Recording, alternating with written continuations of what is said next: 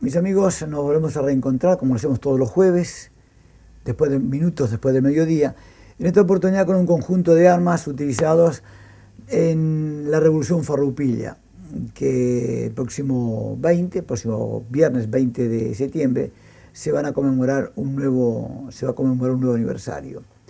Esta revolución, la Revolución Farroupilha, tuvo su inicio en septiembre de 1835 y durante 10 años hubo aproximadamente algunos sectores dicen que son 50, 60, 80. En la actualidad hemos podido comprobar que fueron más de 100 encuentros y combates realizados entre el año 1835 y 1845. Y el último de toda la batalla, porque fue prácticamente una batalla porque perdieron la vida más de 350 personas, fue en el lado uruguayo, en el actual departamento de Artigas, sobre el río Cuarey. Ahí fue prácticamente la derrota total de la Revolución Farroupilha. Fue la revolución más larga que tuvo todo el Imperio de Brasil. Río Grande del Sur también tuvo otra revolución, si mal no recuerdo estuvimos hablando de ella, y después vamos a ahondar un poquito más sobre la misma, que fue la caecida de 1893 o la Revolución Federalista, también conocida por la Revolución de Goya. Esas dos revoluciones fueron los que marcaron un periodo muy particular en Río Grande del Sur. Este armamento que está acá, básicamente fue un armamento del periodo de la Revolución Farroupilha. Muchos hablan de que fue una revolución de pobres. No, hubo gauchos pobres, pero también hubo facenderos, estancieros muy ricos en la Revolución Farroupilha, porque el facendero a su vez era el jefe de su propia milicia y también los soldados, y mejor dicho los peones, en todo momento se convertían en soldados. Como aconteció acá, cuando vamos a hablar un poquito más adelante, cuando Antonio Sousa Neto vino para Tacuarembó y formó un grupo de 300, una guardia personal de 300 lanceros negros.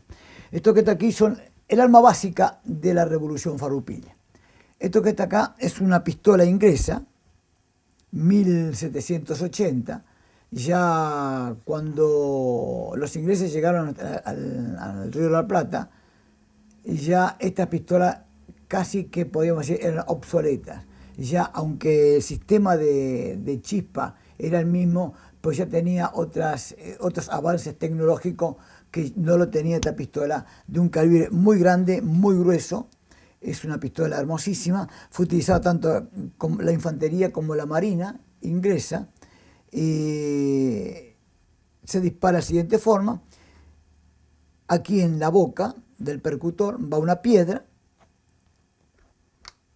se activa el percutor, se aprieta, y acá ustedes pueden apreciar, no sé si se puede ver, Mateo, que tiene un orificio el caño. Aquí va una mecha, ¿verdad? Cuando se cargaba la pistola, se ponía la mecha, se cerraba la parte de adelante, se tiraba el percutor hacia atrás con una piedra de sílex, que se apretaba, pegaba con este tipo de cazoleta, producía una chispa que encendía la mecha, que ponía en contacto con la pólvora y ahí explotaba. Estas armas, las primeras armas que utilizaron los Farroupilha, fueron cedidas por Juan Antonio Lavalleja, y posteriormente otro armamento también fue otorgado, conseguido por Fructuoso Rivera. El Uruguay en aquel entonces aportó aproximadamente 350 y 500 soldados. Muchos de ellos salieron del actual departamento de Paysandú para engrosar las filas Farroupilha, que intentaron separarse del Imperio de Brasil. Acá tenemos otra arma muy típica que después la vamos a la vamos a filmar de cerca. Esta es el arma típica de la Revolución Oriental, es el arma típica de la Cruzada Libertadora de los 33 Orientales y es el arma típica de la Revolución Farroupilha, es el trabuco de naranjera. Este trabuco tiene una particularidad, que después lo vamos a filmar de cerca, que dice GR. Tiene una flecha indicando hacia el costado y una corona. Perteneció al arsenal del rey Jorge III. Y la flecha, ustedes lo van a poder apreciar después en el libro, significa que es propiedad del gobierno británico. Es una pieza excepcional, hermosísima, interesante, y dada la inscripción, realmente es una pieza de museo porque es sumamente escasa, sin considerar el costo económico que tiene una pieza donde realmente son piezas que no son muy comunes en estas latitudes. No sabemos cómo esta pieza llegó a parar al Uruguay. Nosotros la adquirimos a través de una subasta pública, fundamentalmente no como pieza de arma, sino como un representante del arsenal militar y de guerra del gobierno británico, como lo está indicando la flecha y como ustedes van a poder apreciar después en el libro que habla sobre armas de este tipo. Acá tenemos otro tipo de pieza también, trabuco naranjero. Perdón, no sabemos, porque nunca lo vimos disparar a esto. Tiene un cabo muy corto, así lo pondrían en esta posición o directamente lo pondrían sobre el costado izquierdo de la cadera derecho y dispararían con él. La verdad que no sabemos, pero ahí sí podemos notar una diferencia entre ese trabuco naranjero y este otro que también que es de chispa, pero es de empuñar. Se consideraba en ese entonces que abriendo la boca del pistolón, en el caso del trabuco naranjero, se expandía la munición. ¿Con qué se cargaba esto? Esto no iba con un plomo. Esto se ponía la pólvora, luego se ponía un trozo de género o un algodón o lo que fuera suficiente como para que la pólvora no se cayese, y se ponían metralla. ¿Qué es metralla? Pedazos de clavo, pedazos de plomo, pedazos de vidrio. Se taponeaba nuevamente y el procedimiento del disparo es exactamente el mismo. Se abre la cazoleta, se tira el percutor hacia atrás, que en este caso no tiene una piedra, pero próximamente vamos a poner una piedra de sile para que sea en forma más documentada el disparo. Se cierra, se dispara y al dispararse la piedra, la punta del sile choca contra este hierro, produce una chispa que enciende la mecha que se pone en contacto con la pólvora y explota. Lo interesante es que hemos visto, no en este tipo de trabuco naranjero de bronce, sino de hierro, trozos de plomo adentro. ¿Qué significaba eso? Posiblemente se ponían trozos muy pequeños de plomo que al contacto, la pólvora en explosión con el plomo lo derretiría antes de salir. Es decir, lo que saldría serían pequeñas gotas de plomo que 5, 10, 15 o 20 metros, que el alcance de estos trabucos, debe ser realmente eficaz y muy doloroso, porque no solamente le entraría como un proyectil, sino que le entra totalmente quemando el cuerpo y el plomo derretido prácticamente llegaría al hueso de la persona o del enemigo o a quien se le disparó. Estas son las armas de fuego típicas de la revolución. No tenemos fusiles de chispa de la época, que también fueron los elementos típicos de la revolución. Vuelvo a repetir, en el primer armamento que recibieron los Farroupilha fueron cedidos por Juan Antonio Lavalleja y posteriormente por Fructuoso Rivera.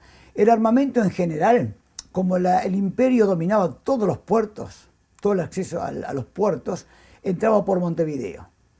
Inclusive una queja del imperio hacia las autoridades de Montevideo para que vigilasen ese conjunto de piezas, ese conjunto de armas, ese conjunto de piezas bélicas que ingresaban por Montevideo, llegaban a esta zona y pasaban para el Río Grande del Sur. Este es un arma típica también de la revolución Farroupilha. Es un sable corvo. Este sable corvo ya lo hemos visto nosotros, que tiene toda una trayectoria. Es un sable corvo modelo inglés tomado de los sables orientales.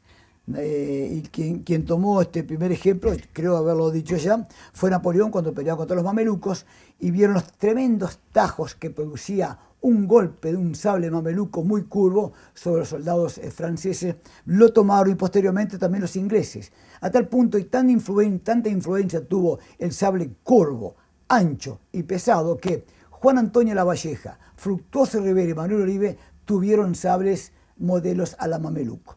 Este es un sable modelo inglés 1778, 1780, que ingresaron a nuestro país por primera vez con las invasiones inglesas, y muchas de las armas Cuando se retiraron los porteños de Montevideo la llevaron, pero muchas quedaron acá. Con este modelo de sable nosotros hicimos todo el proceso de la independencia nacional, ¿sí? El proceso de la Patria Vieja, 1811, hasta la batalla de Sarandí, el 12 de octubre de 1825.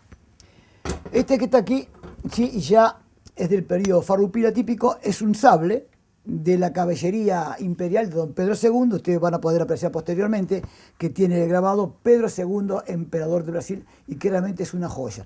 Es una joya porque en este momento estamos realizando un estudio sobre los sables brasileños y el problema más grande que tenemos en este momento es justamente diferenciar la cantidad de sables utilizados durante el periodo Pedro I y Pedro II.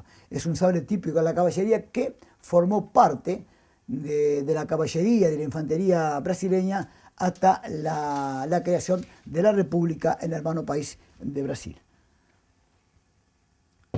Estos son estribos con un brazón farroupilha. Pueden apreciar, son piezas muy lindas. Estuvieron en exposición en Porto Alegre hasta hace 4 días, son propiedad del museo. Tiene el brazón farroupilha, son piezas hermosísimas. También estas piezas que comenzaron a entrar por ahí en 1840, más o menos 1843, entraban por el puerto de Montevideo. Y estos que están aquí son estriberas, es decir, van arriba del estribo, también tiene el brazón farroupilha. Y esto también es un adorno para el caballo que tiene el mismo brazón. El arma típica como elemento de la caballería fue sin lugar a duda, como lo fue también el proceso de la independencia nacional nuestro en 1811, el descarretador. ¿Qué es esto? Esto es una herramienta de trabajo. Se utilizó mucho durante el periodo de las vaquerías. El jinete venía, le cortaba el tendón al animal, esto tiene detrás un palo largo, aproximadamente 1,5 metros, venía a caballo, como lo hemos visto en varios grabados o en varios libros de historia, presentan la forma en que se le cortaba el tendón al animal, luego venía el jinete, degollaba el ganado y solamente estiraba el cuero. Posteriormente, en el proceso revolucionario, a esta herramienta de trabajo, que es esto que está acá, se le adhirió una punta y se formó la famosa lanza de media luna. Acá hay una lanza de media luna de forja criolla. ¿Qué significa de forja criolla? Que al herrero le llevaron un par de hierros y él con la fragua lo fue calentando, lo fue moldeando hasta obtener una punta y una media luna. Y acá se ve bien la forja que no fue bien finalizada, que está semiabierta donde va encavado el palo que forma la extensión de la punta de lanza. Y esta también bien portuguesa, pero eran de las tropas imperiales que tenía Pedro II, con la cruz de Avís, una punta de lanza, donde está muy bien marcado el símbolo de la nobleza portuguesa. Tenemos otras piezas más. Estas son piezas bien de forja, bien criolla. Son herramientas de campo que fueron estiradas para convertirlas en facón. Después de cerca van a poder apreciar ustedes cómo era que el herrero se daba, podríamos decir entre paréntesis, maña para reformar una herramienta y convertirla en un facón o una punta de lanza. Y esto todos ustedes lo conocen, fueron encontrados en Cuareim, son boleadoras, estaban enterradas, inclusive algunas ya están en pleno estado de composición en el cuero y se puede ver del otro lado, debajo del cuero, la piedra. El proceso de forrar la piedra boleadora con cuero se llama retobar, es decir, estas no están forradas, no están retobadas en cuero. Son piezas muy lindas, el museo tiene varios juegos de boleadoras originales, aproximadamente debemos tener 10 o 12 piezas, inclusive una muy linda de marfil que corresponde al periodo de 1880. Acá tenemos, fundamentalmente para todos los niños, este es un escudo utilizado en la Revolución farroupilha, pero lo interesante de este estribo es que tiene el antiguo escudo de arma oriental, que si mal no recuerdo, creo que fue sustituido por el actual escudo en 1906, creo que fue durante el gobierno de don José Valle y Ordóñez. Este es el antiguo escudo, a la cual en la actual se les sacó los ornamentos y elementos bélicos y quedó solamente el cerro, el caballo y los demás elementos que componen hoy nuestro escudo nacional. Esto lo trajimos, no lo traje yo, nosotros lo recuperamos, estaban en la gloria. El museo pudo adquirir durante mucho tiempo varias pertenencias que fueron de Antonio Sousa Neto, que proclamó en 1835 la República Riograndense. Vencida la revolución, Antonio Sousa Neto, el general Antonio Sousa Neto, se vino para el Uruguay, a la parte de Cerro Solito, entre Tacuarembó y Paysandú, y ahí compró, si mal no recuerdo, 30 o 35 mil cuadras de campo, al lado del campo del padre, y se mantuvo ahí hasta que en 1865 formó parte de las tropas que sitiaron Paysandú. Y posteriormente el emperador lo invitó, al proclamador de la República Riograndense, a formar parte de las tropas y oficiales que fueron al Paraguay. Antonio Sousa Neto fue herido en la batalla de Tuyutí. Tuvo un día en donde se realizó la batalla, en los campos de la batalla de Tuyutí. Posteriormente fue llevado a Argentina, a Corrientes, y donde murió ella. Casó con una sanducera y tuvo 2 hijas. Tenía en la estancia de la Gloria un ejército personal de 300 a 400 negros, todos armados a lanza. Lo raro de Antonio Sousa Neto que haya participado en la toma de Paysandú, sabiendo él que los sanduceros le engrosaron sus filas con aproximadamente 300 y 350 soldados que salieron del departamento de Paysandú. Lo cierto que la revolución fue vencida y este hombre, el proclamador de la República Riograndense, se retiró a tierras uruguayas, compró campo y ahí hizo gran parte de su vida. Y como elemento interesante para todos ustedes, tengo un regalo que se le hizo al museo, vino a San Pablo, una pieza muy rara, muy linda. En portugués lenzo, en nosotros es un pañuelo, donde tiene, estos pañuelos, mis amigos, originales, esto es una copia, esto no es un pañuelo original, es una copia. Venían por el puerto de Montevideo hasta el año 1840, hasta que el imperio se quejó a las autoridades, y las autoridades comenzaron a frenar un poquito el ingreso, pero no todo. Están todas las batallas y los triunfos Farroupilha hasta el año 1839. Es una pieza hermosísima y rara. Nosotros la recibimos en calidad de donación del año pasado por unos amigos que de San Pablo vinieron acá y posteriormente nos mandaron para un recuerdo para el Museo Sin Fronteras. Es una pieza muy linda y realmente creemos que la única que existe acá en la frontera. Y después tenemos como pieza conocida por todos, pero que estuvo hasta el año 1930 en una casa importante, Santana Livramento, es esta bandera que está acá, que está en condiciones muy, muy precarias, pero quiero mostrarse a todos ustedes porque ustedes ya lo conocen, pero no deja de ser lindo y digno de mostrar, sobre todo ante el pasaje del 9 aniversario de la Revolución Farroupilha.